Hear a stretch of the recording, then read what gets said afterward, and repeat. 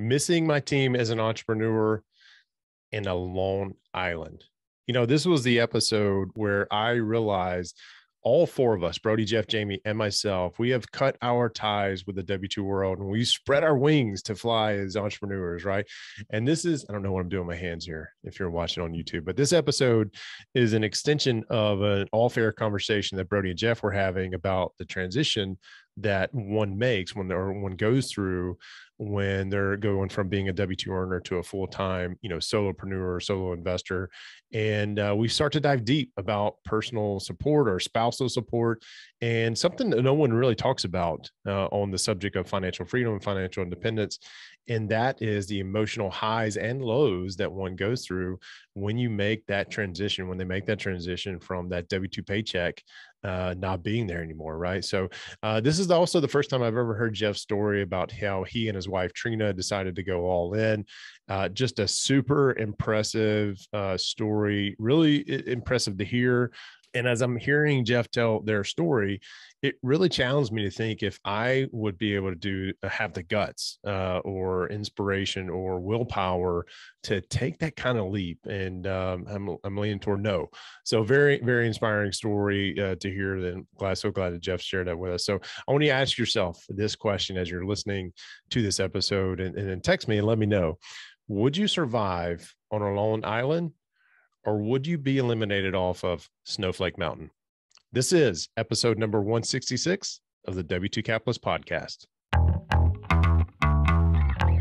I think it's a big problem that a lot of people have when they're like trying to start out with real estate on their own, whether they leave their job or whatever. And it was like he misses being part of a team. I totally understand that, and I think that's an interesting topic to tackle. So I thought that was pretty cool, but I'm open to whatever. That is interesting because you always hear that entrepreneurship, you're on an island, right? It's lonely. I heard that a lot, and I never really understood what that meant, but now you do. Yeah. Now you do. Yeah. Isn't that right, Jamie? It's right. But that also kind of like provides to like groups like this that, to where you can kind of express your grievances and, have a discussion about like, how to take care of that, and to where you feel more like a team. Cause like, obviously Jay, you've kind of, for the most part, been on that other call, that other boring ass call on Tuesdays for the most part of us being like doing this. But like, me, Jamie, and Brody, like I feel like we've kind of built like a bond, and like, we can kind of, deal with those kind of grievances, together, even though, we're so far apart. It's, they've helped me. I hope I've helped them, 100%. So, that was kind of my thought with that. Yeah. Kind of how I saw my evolution on that feeling was like I joined the mastermind to be around people who understood my mindset about real estate, right? When I was in the W2, and nobody knew what I was doing or understood what was happening, including family at times that thought I was crazy or just, you're going to lose your ass, right? And it's evolved now into like, I feel like y'all are my team. You're my support group. You're my cheerleaders, you're my accountability partners, you're a little bit of everything for me now that I'm out here on my own. So yeah. Can I be the guy that holds you up? Yeah, come on. You hold me up. Absolutely. I need somebody that can actually, yeah, a little bit more up. muscular. Yeah. I got it. I'm tracking you. I like that. I like, it's a good idea. I'm going to play devil's advocate to that whole thought process. All right, let's go. Because have y'all seen the show on the History Channel? It's called Alone. You guys know about this? So Is that the one where it's like they're surviving out in the wilderness? Yes, but they're by themselves. Right? Yes. Yeah. Okay, Yes. Go ahead. So let's play devil's advocate. I'm going to go the other direction, but go ahead. Go ahead. I feel if I had the survival skills, I would totally conquer this game. And it makes Cassie mad when I say this. I'm like, because all these people, they've got all the survival skills, they could do it. But what happens is their mental capacity when they're sitting out there. Now it says they're alone, but they're getting weekly checkups. Like they're getting interaction with people like on a weekly basis. They come up and they do a health check on them or whatever. But I'm like, I could totally, I would set the world record that would never be touched. But anyway, I don't know. I like being alone. You would be totally content just having nothing and nobody around. Yeah. Except for my family. I would eventually have to plug in there, but I wanna come back at you and say, like, I agree that you could do it alone, like the entrepreneurship thing, but like, to use your example of the Alone TV show, like all of those guys are like field fucking survival experts. Yeah. So they have all the tools they need to live out in the woods and be alone. So yeah, it's kind of crazy. I'm sure it's like mentally tough and it's a good exercise there, but they have everything they already need to like to rock it. Like they know, like they just get dropped into it and they're like, all right, well, I gotta go make a pointy stick and go get some food, like I need to go get some shelter, and then now I need to go get some fire. Entrepreneurship, man, is just getting dropped out. It's more like this other TV show on Netflix that I only watched 15 minutes of and then I threw up. It's what's it called? Snowflake Hill, Snowflake Mountain. That's where we all start out. Yeah, like we start out as a bunch of snowflakes on the mountain, and it's like Hamburger Hill sometimes. Sometimes you have background in it, but like it's more like that where you're like, what do I do? And the snowflake, is that the political incorrect phrase? Oh no, it's terrible, man. If you want to have a laugh, the next time you and Miss Cassie have time for an adult adult viewing experience, adult entertainment experience, you should definitely watch the first 15 minutes of Snowflake Man. You get exactly what I'm talking about. I'm gonna confess here, I watched the entire thing. I couldn't stop. Was it hilarious? Like, did you enjoy it? I enjoyed it. Like, part of me wanted to see them all come around and like embrace the experience, which doesn't happen. Some of them did, but and then it's just that it's like watching one of those housewife shows. Like the TV is just, these people are the most spoiled of spoiled kids out there, and they drop them in the wilderness. And then I just couldn't help laugh that these challenges they had to do were like cakewalks, but they're struggling and crying and missing their Prada and stuff like that. So it's a Prada. I mean, someone said that, but that's good. Just that trash TV. I think that scares a lot of people too. Like I remember Brian, he regularly stopped by our group, and he was been in the corporate world for so long, and then like he wanted to branch out, but it's scary to do it by yourself. Like I'm lucky enough to where I have a wife who is totally on board, and can do things that I can't do. So I think that helps. But you got Jamie, who's kind of gone out on his own, and he wants to get his wife involved at some point as far as like design and stuff, but she's still kind of a little skittish. And Brody with his wife, who helps a lot, but she has been gone a lot here. She's back now, but she's been gone a lot. And like just feeling like you're a part of a team is motivating, in itself, to where like, yeah, we all want to do what we're preaching about real estate and stuff, but to have that team member that you can, discuss stuff with and, delegate, things that need to be done with, I think is a big difference, Yeah. I think that's huge. And a lot of times we're just looking for somebody to confirm that we're not crazy for what we're thinking and what we want to do. Right. Oh yeah. Sanity checks. Yeah. Yeah. We're just bounce issues off of and them not be like, well, why'd you do that? Yeah. Well, you should. Well, you're still going to get down if you do it with your wife. I'll tell you that. Yeah. But I had a conversation with a guy today. Oddly enough, he was just laid off from his W-2, but he's got a few rentals under his belt, and his wife's totally on board. She has a W-2, and he made the comment of, the W-2 is always going to be there. He's out searching for another W-2 now, and I was like, you just told me you don't need the money, right? You don't need the benefits. You don't need any of that. Why don't you give this a go? Like, what's keeping you from like just going full time right now today?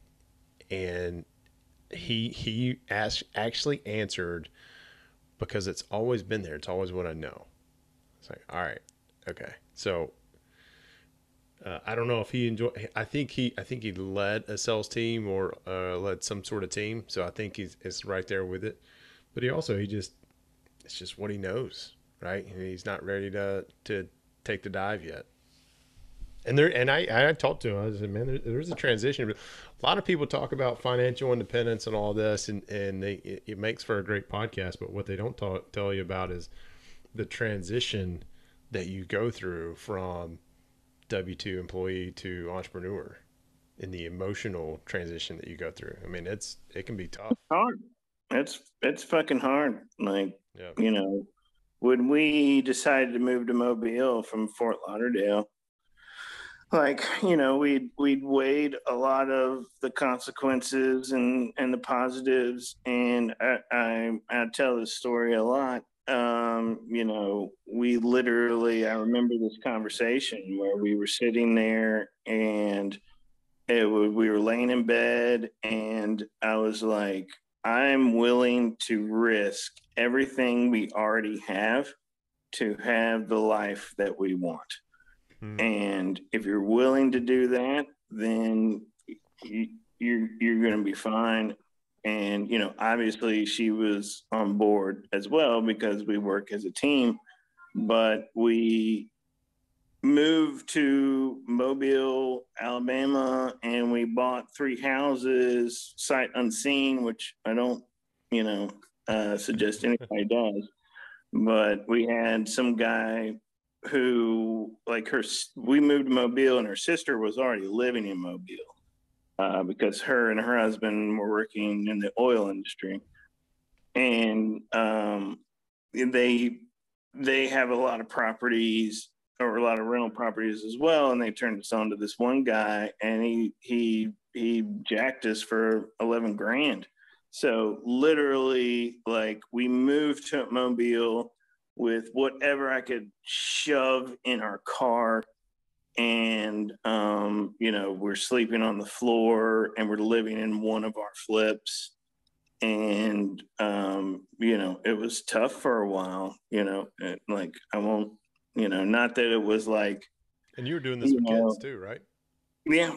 She was pregnant. She was, like, when we left Florida, she was 7 months pregnant. Wow. With our child, and then we had Owen, who was about 2, and we literally shoved whatever we could get into the car, and we left on Christmas Eve and headed to Mobile. But I woke up the next morning in a hotel in Mobile, and I'm like, what the fuck have we done?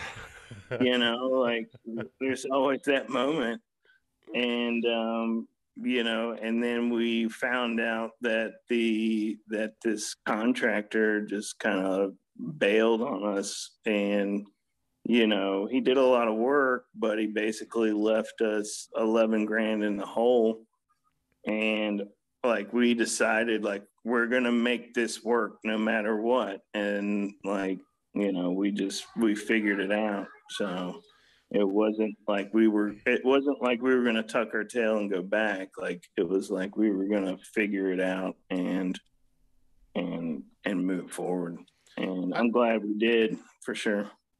I want to ask you this, because the guy I was talking to today, he asked me, he goes, "Hey man, how did you know, and how did you find the courage to take the leap, right, into being a full-time real estate investor?" And I was like, "Well, I had some help. I got laid off, and so that was my push, right? Otherwise, I'd probably still be working and hating it, enjoying the six-figure income, but I was like, I don't think I would ever had the guts to do that." So I want to ask you the same question that I was asked, Jeff. How did you, like, where were you emotionally to say, all right, selling everything we have, we're moving to a market that we don't own anything yet, and we're going to buy 3 properties sight unseen? Like, how does that happen, and where do you find the courage to do that? Me and Trina met, and then she was a realtor at the time with a very successful realtor, and I was working for like a commercial construction company. And then like her partner, who was a family friend forever, like her friends that she grew up since she was 2. She's the one that was the successful realtor, and she had pancreatic cancer, and it was kind of a bittersweet situation because she passed away because you don't usually come back from pancreatic cancer, and her friends, who were her kids, were nice enough to give her her cell phone, which was huge. And so we were making like I quit my job and got my realtor's license, and we started working together, and we were making really good money, but we were absolutely freaking miserable because like working like constantly for people, you know, to where like you can't even enjoy your weekends. Like it's, you know, you get those Saturday night calls at 10 where somebody's freaked out, and like it, like, even though we made a lot of money and we saved it, and that's part of the reason we were able to kind of move and invest and stuff, but it made us miserable. Like we hated it. Like we freaking hated it. Like every time we took a vacation, like it was never a true vacation. And it's technically still not like that, but at least Not yet. Yeah. But at least, like, you know, when you're on vacation now, like at least, you know, you're doing what you're doing for your own benefit. So we just she got completely burnt out, and she was pregnant with our first kid, and I had to kind of take over. And like, as long as the other realtor's phone kept ringing, like we were fine, but we don't know how to market. We don't know how to, like, I'm not somebody you want to sell your house to. So eventually, like, the phone stopped ringing, and eventually, like, I'm just not a salesperson. Like, I'll admit that to the day I die. I'm not a salesperson. Like, I can't convince people to do things. And so once those things went dry, then it's like, well, what are we going to do? And then I thought, well, I like construction. I like being a home builder or whatever, or knowing that kind of stuff. So I became a home inspector, and I got my license to be a home inspector. And then, like, I'm working for this company where I'm like running my ass off. Like I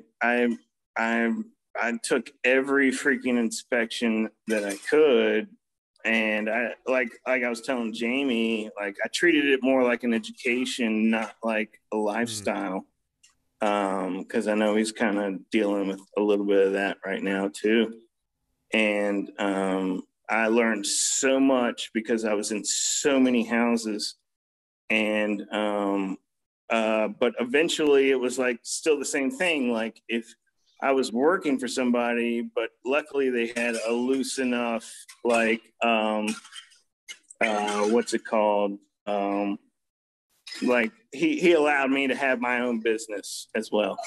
But I used to go to open houses every weekend and try to sell myself. And I would go to like 20 or 25 open houses on a weekend, and I still couldn't convince anybody. I'm just not that. So we're like, what are we going to do? And I'd always wanted to flip homes, and we had a million discussions about like, okay, like what do we want to do? And I said, look, I've been wanting to flip homes since I was 25.